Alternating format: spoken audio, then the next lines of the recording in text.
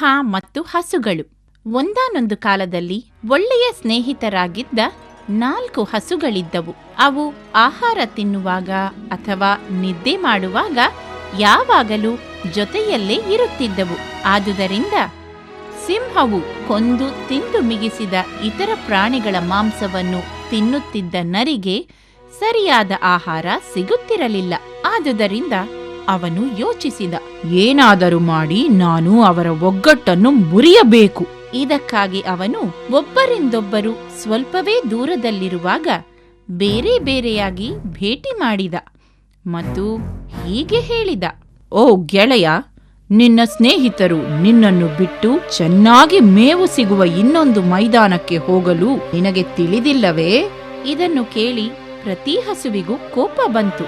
ಹಾಗೇನು, ನಾನು ಅವರಿಗಿಂತ ಮುಂಚೆ ಅಲ್ಲಿಗೆ ಹೋಗುತ್ತೇನೆ ಎಂದುಕೊಂಡಿತು ಮತ್ತು ಪಕ್ಕದ ಮೈದಾನಕ್ಕೆ ಹಸುಗಳು ಒಂದೊಂದಾಗಿ ಹೋದವು. ಈ ಅವಕಾಶಕ್ಕೆ ಕಾಯುತ್ತಿದ್ದ ಸಿಂಹ ಹಸುಗಳನ್ನು ಕೊಂದು ತಿಂದು ತೇಗಿತು.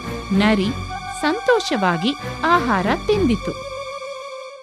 ನೀತಿ: ಒಗ್ಗಟ್ಟೇ ಬಲ.